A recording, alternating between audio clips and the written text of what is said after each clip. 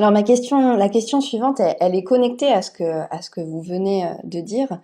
Et je pense que l'auto-évaluation participe à la réduction du delta entre ce qu'on s'imagine être capable de faire et puis ce qu'on a produit vraiment.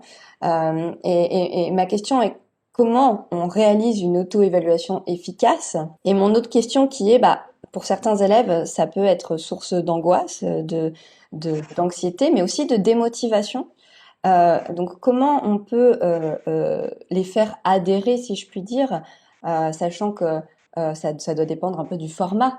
Comment est fait cette auto-évaluation? On va plus ou moins engager, motiver et faire adhérer les élèves. Donc quels sont vos conseils sur cette fameuse auto-évaluation dont on parle énormément, mais finalement je trouve il y a beaucoup d'ambiguïté sur qu'est-ce que ça sous-entend exactement.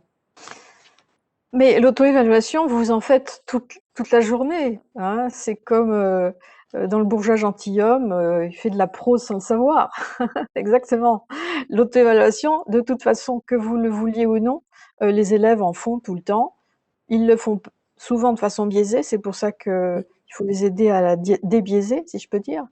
Il faut les aider à mieux la focaliser sur les aspects positifs qui existent pour qu'ils soient motivés.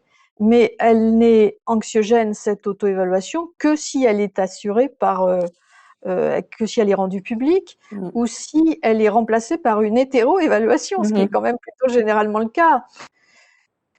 Si en revanche, l'école se fait dans une ambiance beaucoup plus heureuse, hein, on a des exemples à l'étranger, au Danemark, en Finlande, où les enfants adorent aller à l'école, où ils ont l'impression d'être chez eux. Euh, Là, l'auto-évaluation va prendre tout à fait un autre sens. Donc c'est vrai, l'auto-évaluation n'est pas quelque chose d'isolé du contexte. L'auto-évaluation est un reflet du contexte. Et cette ambiance d'école, cette ambiance de classe, elle est absolument capitale pour que les élèves prennent confiance en eux-mêmes, aient envie d'apprendre et soient heureux d'apprendre. Mais quand vous êtes là en vous disant ah, si j'ai une mauvaise note, qu'est-ce que vont penser mes parents et si je dois encore travailler tout ce week-end, comment je vais m'amuser avec mes amis. Enfin, il y a tout un ensemble de contraintes et de règles et de, et de résultats anxiogènes qui ne peuvent que desservir les apprentissages. Ça me paraît évident. Donc, il faut trouver une nouvelle forme euh, de, de, de relation avec l'apprenant pour qu'il récupère son autonomie. Ça, c'est tout à fait Mhm. indispensable.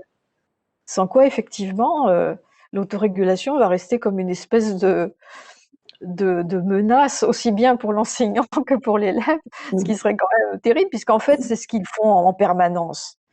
C'est ce que nous faisons toujours. Nous sommes toujours en train de tester notre propre auto-efficacité. Est-ce que j'ai bien fait? Est-ce que j'ai bien parlé? Est-ce que j'ai eu la bonne réaction? Ça, c'est quand même, tout le monde se pose la question. Mais c'est de l'autorégulation, ça. Mhm. Donc, c'est pas quelque chose qu'on vient surimposer à l'école. C'est quelque chose qui est déjà là et qu'il faut simplement euh, remettre à sa vraie place. C'est-à-dire, c'est quelque chose qui concerne l'autonomie de l'agir individuel ou collectif. Donc, peut-être une des grandes façons de vaincre la difficulté, soit l'enseignant, soit l'élève, eh bien, c'est le pair, P-A-I-R. Les relations avec le pair permettent aussi de prendre en charge une grande partie des techniques de l'autorégulation.